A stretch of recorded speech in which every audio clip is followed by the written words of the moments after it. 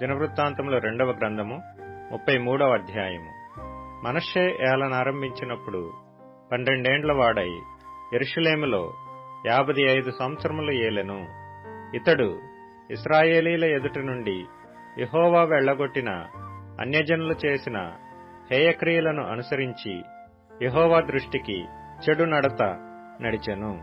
ఇతడు తన తండ్రి అయిన హిజ్కియా పడగొట్టిన ఉన్నత స్థలములను తిరిగి కట్టించి బయలుదేవతకు బలిపీఠములను నిలిపి దేవతాస్తంభములను చేయించి ఆకాశ నక్షత్రములన్నిటినీ పూజించి కొలిచెను.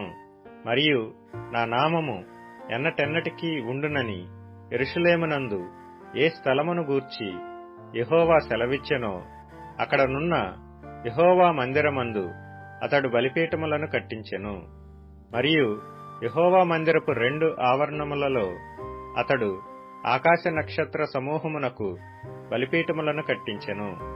బెన్ హిన్నోము లోయ యందు అతడు తన కుమారులను అగ్నిలో గుండా దాటించి ముహూర్తములను విచారించుచు మంత్రములను చిల్లంగితనమును వాడుక చేయు కర్ణ పిశాచములతోనూ సోదెగాండ్రతోనూ సాంగత్యము చేయిచు యెహోవా దృష్టికి బహుగా చెడు నడత నడుచుచు ఆయనకు కోపము పుట్టించెను. ఇశ్రాయేలీల గోత్రస్థానములన్నిటిలో నేను కోరుకొనిన యెరూషలేమునందు నా నామము నిత్యము ఉంచెదను.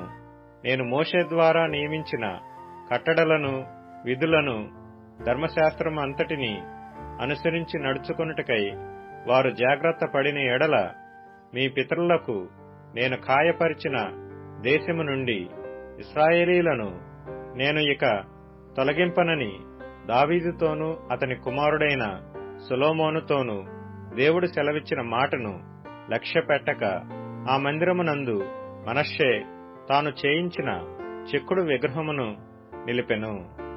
ఈ ప్రకారము మనష్షే యూదావారిని యెరూషలేము కాపురస్తులను మోసపుచ్చిన వాడై ఇశ్రాయేలీల ఎదుట ఉండకుండా యెహోవా నశింపచేసిన అన్యజనుల కంటెను వారు మరింత అక్రమముగా ప్రవర్తించున్నట్లు చేయుటకు కారకుడాయెను.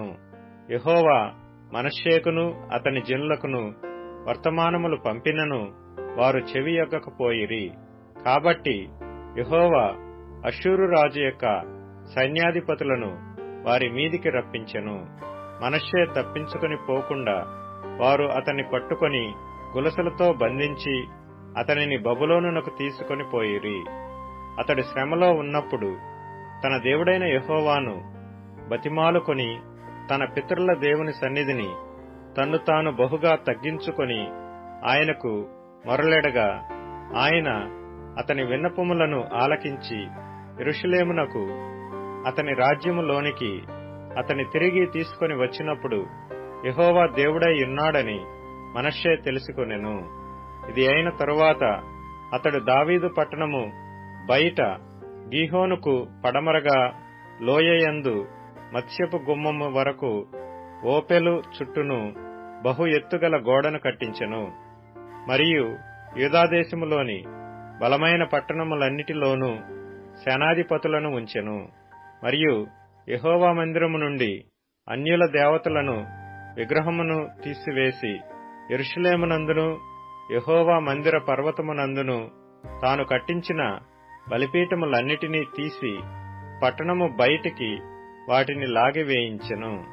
ఇదియుగాక అతడు యెహోవా బలిపీఠమును బాగుచేసి దానిమీద సమాధాన బలులను కృతజ్ఞతార్పణలను అర్పించుచు ఇశ్రాయేలీల దేవుడైన యెహోవాను సేవించుడని యూదావారికి ఆజ్ఞ ఇచ్చెను. అయినను జనులు ఉన్నత స్థలముల యందు ఇంకనూ బలులు అర్పించుచు వచ్చిరి గాని ఆ అర్పణలను తమ దేవుడైన యెహోవా నామమునకే చేసిరి. మనష్షే చేసిన ఇతర కార్యములను గూర్చియు అతడు దేవునికి పెట్టిన మొరలను గూర్చియు ఇశ్రాయేలీల దేవుడైన యెహోవా పేరట అతనితో పలికిన దీర్ఘదర్శులు చెప్పిన మాటలను గూర్చియు ఇశ్రాయేలు రాజుల గ్రంథమందు రాయబడి ఉన్నది. అతడు చేసిన ప్రార్థనను గూర్చియు అతని మనవి వినబడుటను గూర్చియు అతడు చేసిన పాపద్రోహములన్నిటినీ గూర్చియు తాను గుణపడక ముందు ఉన్నత స్థలములను కట్టించి దేవతా స్తంభములను చెక్కిన విగ్రహములను అతడ నిలుపుటను గూర్చియు దీర్ఘదర్శులు రచించిన గ్రంథములలో వ్రాయబడి ఉన్నది. మనష్షే తన పితరులతో కూడా నిద్రించి తన నగరునందు పాతిపెట్టబడెను. అతని కుమారుడైన ఆమోను అతనికి మారుగా రాజాయెను. ఆమోను ఏలనారంభించినప్పుడు 22 వాడై యెరూషలేములో 2 సంవత్సరములు ఏలెను. అతడు తన తండ్రి అయిన మనష్షే నడిచినట్లు యెహోవా దృష్టికి చెడు నడత నడిచెను. తన తండ్రి అయిన మనష్షే చేయించిన చెక్కుడు విగ్రహములన్నిటికీ బలులు అర్పించుచు పూజించుచు తన తండ్రి అయిన మనష్షే గుణపడినట్లు యెహోవా సన్నిధిని పశ్చాత్తప్తుడు కాకను గుణపడకను ఈ ఆమోను అంతకంతకు ఎక్కువ ద్రోహ కార్యములను చేయుచూ వచ్చెను. అతని సేవకులు అతని మీద కుట్ర చేసి అతని నగరునందే అతని చంపగా దేశ జనులు ఆమోను రాజు మీద కుట్ర చేసిన వారినందరినీ హతము చేసి అతని కుమారుడైన యోషీయాను అతని స్థానమందు రాజుగా నియమించిరి.